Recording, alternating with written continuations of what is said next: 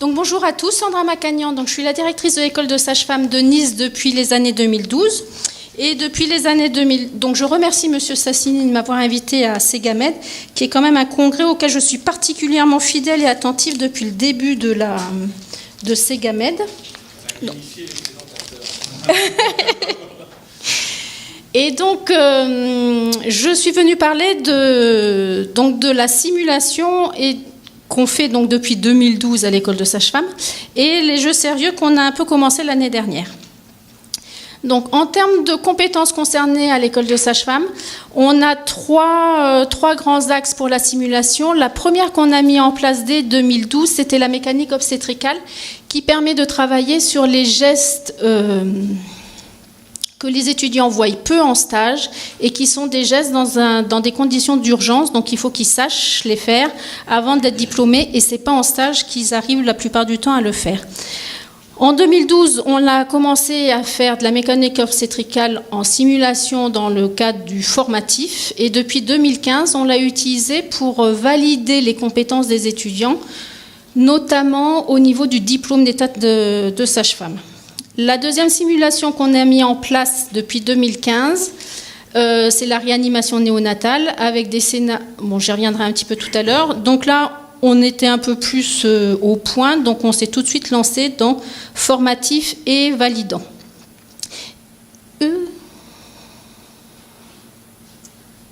Précédent.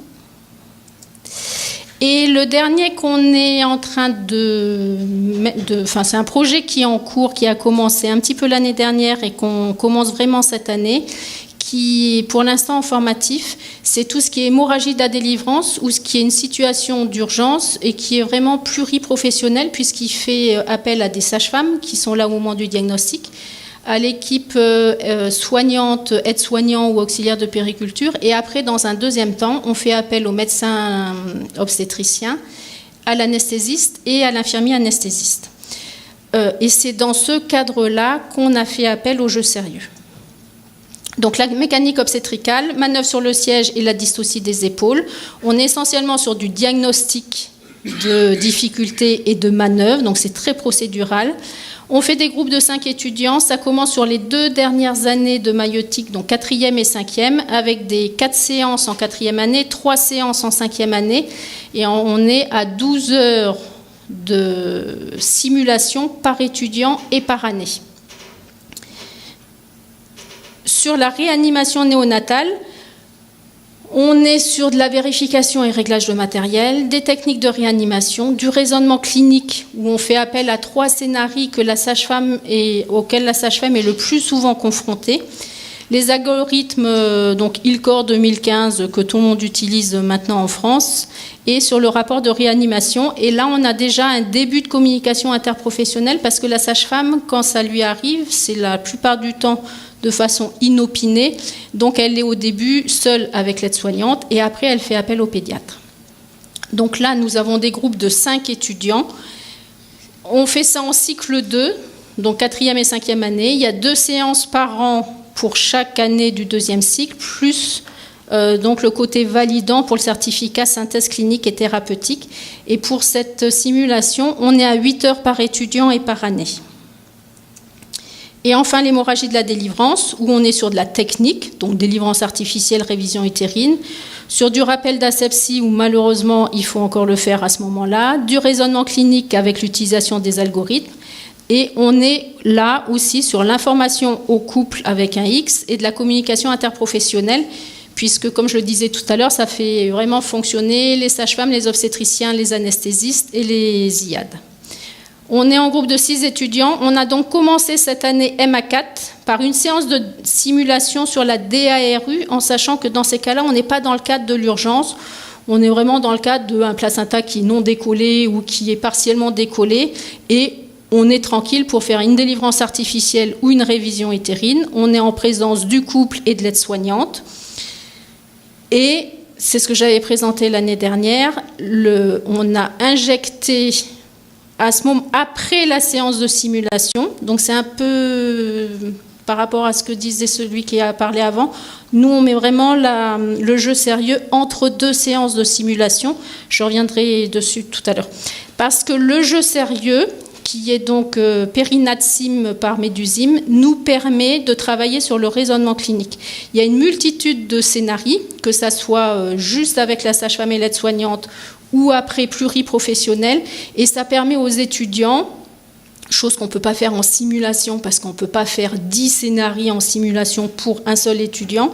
Là, ça le confronte vraiment à 10 scénarios différents et c'est lui qui est décisionnaire et c'est lui qui réfléchit. Et pour une fois, contrairement au stage où il ne sera jamais vraiment décisionnaire puisque c'est la sage-femme qui décide, éventuellement il propose une conduite à tenir mais il est validé par la sage-femme ou le médecin, tandis que là, dans le jeu sérieux, c'est vraiment lui qui décide et puis il voit ce que ça donne. Donc nous, on l'a situé là, ce travail en jeu sérieux. Et donc, l'élément après, mais ça c'est quand j'aurai des sous pour acheter le mannequin qu'il me faut, ça sera la séance de simulation pluriprofessionnelle avec les étudiants sages-femmes, les étudiants IAD qui sont dans le même bâtiment que nous, en faisant appel aux internes de gynéco-obstétrique et aux internes d'anesthésie et de vraiment travailler là la communication qui est hyper importante au moment de l'urgence de l'hémorragie de la délivrance. Sans oublier évidemment l'information à la patiente et à son mari qui en général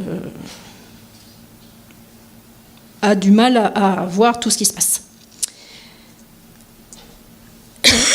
Alors, avec le recul qu'on a, depuis 3 ans, on l'utilise donc pour que ça soit mécanique obstétricale ou réanimation néonatale, on l'utilise en validation au moment du certificat de synthèse clinique et thérapeutique qui va servir à valider donc le diplôme d'état de sage-femme. Alors, je vous ai mis les 3 années sur lesquelles on a une expérience. Donc, en 2015, on avait 26 étudiants. Il y en a un parmi eux, il y en a une qui n'a pas validé la simulation en obstétrique et l'autre qui n'a pas validé la compétence en réanimation néonatale. En 2016, c'était 2 et 5 en réanimation néonatale et l'année dernière, sur 30 étudiants, 4 et 7. Donc, ce qui nous donne des scores de 13%, 23%, en sachant que dans la littérature, en termes de validation en simulation, le pourcentage national est d'à peu près 25%. Donc on est, enfin en tout cas au niveau de la réanimation néonatale, ça équivaut à ce qu'on trouve dans la littérature. Alors le point de vue des enseignants, parce que le point de vue des étudiants, bon, on l'avait vu l'année dernière, alors eux ils sont super enthousiastes, ils sont contents, c'est ludique, c'est... Avec le recul, et on est beaucoup en train d'en discuter en ce moment dans l'équipe, c'est que les points positifs pour l'étudiante. Non, ça ne marche pas. En principe, il y avait une petite vidéo là qui se met pas. Les points positifs pour l'enseignante, c'est que bon, c'est toujours super agréable de faire de la simulation. L'enthousiasme est immédiat, les étudiants rentrent très rapidement dans la séance, ils y viennent volontiers. Il faut savoir que nous, on a une formation en alternance, cours, stage, et tout ce qui est simulation, la plupart du temps, c'est on les fait revenir à l'école pour les stages, autrement on n'y arrive pas. Ils sont toujours ils viennent très volontiers.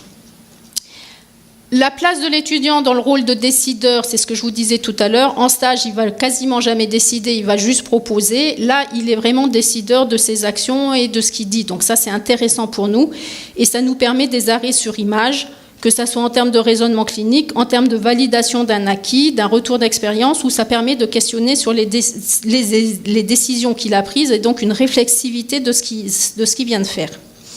En revanche, en termes de points négatifs, je dirais, ou en tout cas ceux qui nous questionnent à l'heure actuelle, c'est que c'est tellement ludique que l'étudiant, la plupart du temps, va arriver au moment de la simulation en n'ayant rien révisé du tout des acquis théoriques qu'il a eus auparavant, que ce soit en cours magistral ou en TD, il va pas revoir, donc il arrive à la deuxième simulation, par exemple, en ayant quasiment perdu ce qu'il avait acquis à la première simulation. Donc ça nous pose souci. Pas de préparation par rapport à la théorie ou sur les algorithmes décisionnels. Le message qu'on a souvent des étudiants également, c'est qu'ils ont une espèce d'impression de savoir, d'avoir acquis la compétence, parce que soit ils l'ont vu une fois fait en simulation ou plusieurs fois puisqu'ils assistent aux simulations de leurs collègues, soit parce qu'ils l'ont fait une fois et ils pensent que c'est acquis. Et je pense que ça aussi, ça fait que pour la séance de simulation d'après, qui a souvent lieu 3 ou 4 mois après, il ne va pas revoir alors qu'ils ont les vidéos à disposition, ils ont un tas de choses et c'est pas fait. Ils ne profitent pas du terrain pour conforter leurs compétences. C'est-à-dire que ce qu'ils ont fait en simulation, si on est par exemple bêtement sur de la vérification du matériel qu'ils peuvent faire chaque fois qu'ils sont en salle de naissance, en début de garde, pour vérifier que tout va bien, et donc c'est de la manipulation qui s'acquiert qu'en manipulant vraiment, ils ne le font pas. Et ça, ils pourraient le faire très facilement. Et quand on est au certificat de synthèse clinique et thérapeutique, donc depuis 3 ans, on voit que voilà, les séances de simulation, c'est toujours super génial, mais qui perdent vraiment d'une séance à l'autre. Enfin, ils perdent ce qu'ils ont acquis, enfin en tout cas, ils perdent au moins 80%. Et le jour du diplôme d'État, ils sont toujours super surpris quand ils échouent, parce qu'ils ne s'auto-évaluent pas comme étant non compétents sur cette compétence, en l'occurrence. Et depuis 3 ans, on a toujours les mêmes, la surprise, la colère, etc. Je ne comprends pas. Et puis finalement, quand on fait le rattrapage au bout de 3-4 semaines, là, soudainement, il y a une espèce de révélation où ils nous disent « Oui, effectivement, j'étais compétent, j'ai compris. » Et entre-temps, ils ont eu d'autres séances de simulation. Hein. Ils arrivent à le faire. Et chaque fois, ils nous disent, oui, au final, je serais sortie diplômée la première fois si vous aviez été gentil de me valider, je n'aurais pas su faire au moment de la situation une fois diplômée. Donc nous, les pistes d'amélioration auxquelles on est en train de penser à l'heure actuelle, donc entre donner un sens au curriculum, et bon, ça c'est dans chaque curriculum, que ça soit simulation ou pas, c'est vraiment l'intérêt des jeux sérieux entre les séances ou avant une séance de haute fidélité, parce que l'étudiant va pouvoir travailler lui-même à la maison ou à l'école, et ça va favoriser une dynamique à l'apprentissage entre les séances de simulation, parce qu'autrement, ça fait vraiment 3 pas en avant, 2 pas en arrière, et je pense que le jeu sérieux, là, il a vraiment toute sa place. C'est parce que ça va laisser les étudiants en alerte par rapport au stage où ils peuvent moins décider. Et on a 2 autres pistes à l'heure actuelle, qui sont l'auto-évaluation en simulation ou évaluation entre pairs, mais pendant la simulation. Et le dernier point qui nous a été proposé par les étudiants, là, en discutant il n'y a pas très longtemps, qui est une vidéo par le pair pendant la simulation avec une explication, par exemple, pour les manœuvres. Et pour l'année prochaine, ils nous ont demandé de créer cette UE libre, de savoir, voilà, est-ce qu'eux, ils pourraient s'en emparer. Et bon, on va certainement essayer, en sachant qu'on a déjà essayé ce genre de vidéo par les pairs. Alors celui qui fait la vidéo, alors lui il monte en compétence sans aucun souci. En revanche, les étudiants d'après, est-ce qu'ils regardent la vidéo chez eux et qu'ils la travaillent? Alors ça c'est nettement moins évident. Donc voilà les pistes d'amélioration. Comme je viens d'avoir mon logiciel de PeriNatSim, nous on va mettre ça en œuvre l'année prochaine et on va voir ce que ça donne en termes de monter en compétence et de garder d'une simulation sur l'autre surtout. Mais à mon avis, nous on va l'utiliser comme ça en tout cas. Et je crois que j'ai fini.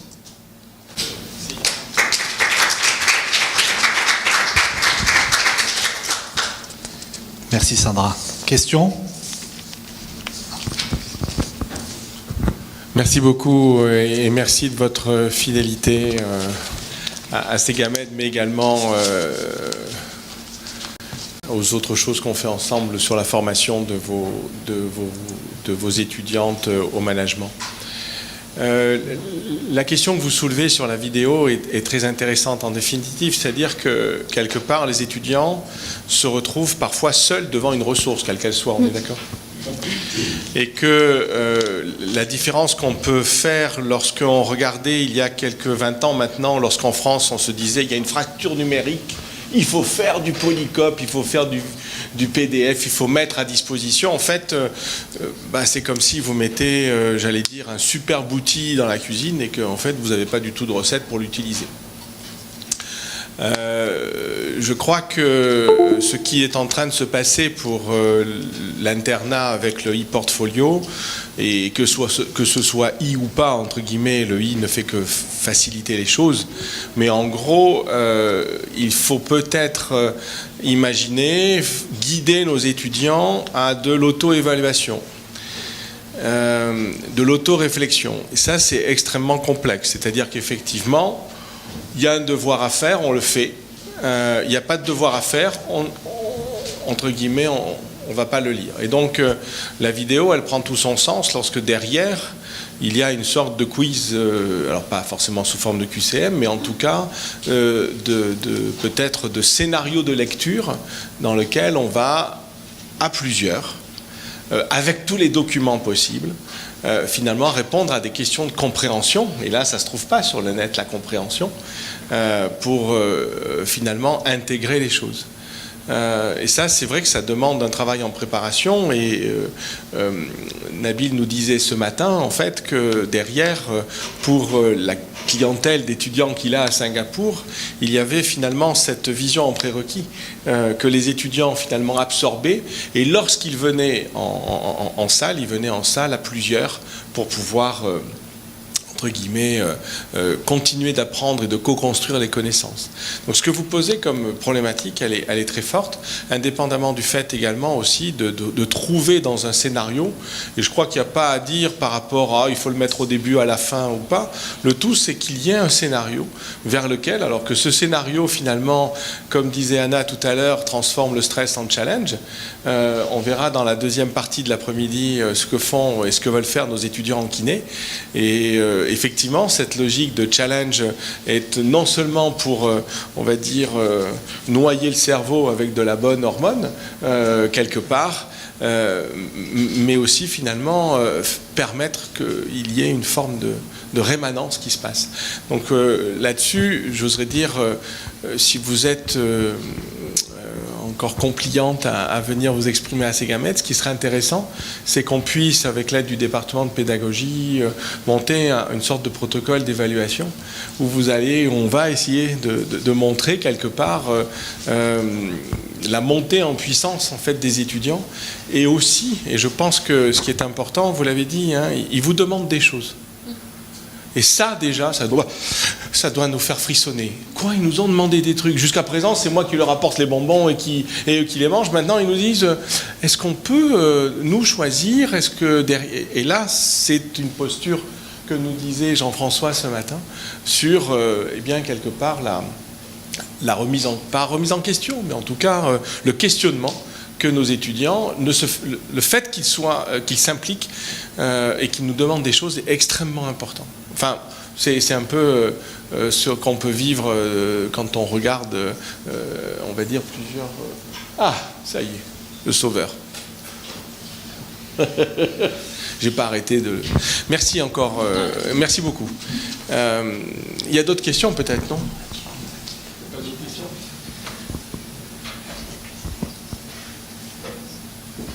Moi, je pourrais dire que j'ai trouvé votre présentation très très intéressante, parce que il faut extrapoler. C'est encore assez rare de trouver quelqu'un qui expérimente, qui améliore de manière continue, qui expérimente. C'est ce qu'on appelle scholarship of teaching and learning. Et je pense que c'est une approche qui est très bien, parce que ça veut dire qu'on est ouvert au changement, à l'amélioration, et puis avec des supports bien sûr. Mais moi je trouvais ça fascinant d'avoir le courage d'améliorer année par année, de voir est-ce que c'est l'alignement des learning activities. Moi je trouve ça excellent. Il faut juste continuer et publier un petit peu de temps en temps aussi. Voilà. Une dernière question.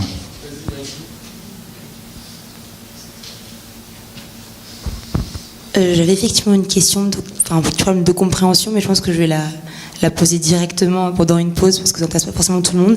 Mais effectivement, c'était très intéressant d'avoir les points positifs et les points négatifs, et vraiment de voir qu'il y avait eu un retour sur la simulation qui était régulier, effectivement, et de voir ce qu'il y avait à changer, notamment dans le rapport avec l'évaluation, ce que je n'avais pas compris et ce que je vous demanderai par la suite. Donc voilà, merci beaucoup.